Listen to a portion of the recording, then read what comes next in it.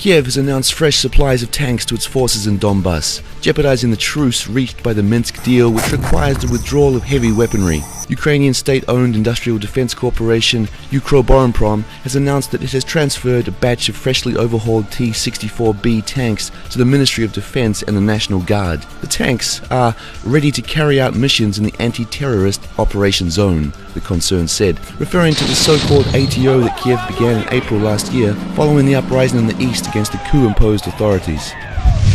Furthermore, Kiev expects to receive weapon supplies not only from the United States, but also from other countries, Ukrainian Foreign Minister Pavlo Klimkin said on Tuesday during his visit to Japan. In an interview with Japan's Nikkei newspaper, Klimkin said it is critically important to increase the capability of Ukrainian military forces. We need additional defensive weapons, said the minister. It seems that Kiev's hopes for a non-military solution of the crisis is clear.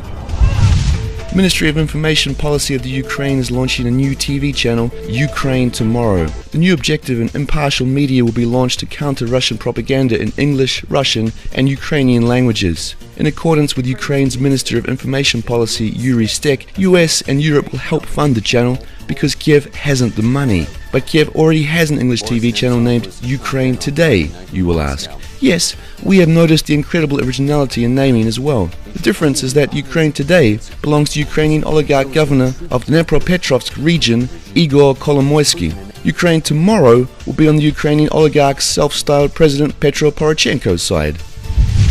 On account of Kiev's media policy, we want to make this offer to Kiev. Don't do things by halves. Why not launch Ukraine Yesterday TV channel? The reason is to counter Russian propaganda about the history of the Ukraine. Here's a brief program guide. The ancient news. Ukrainians invented democracy. Adam and Eve were Ukrainians. The undefeated Ukrainian commander Alexandrenko the Great created the Ukrainian Empire, stretching from Greece to Egypt and into northwest India. Science.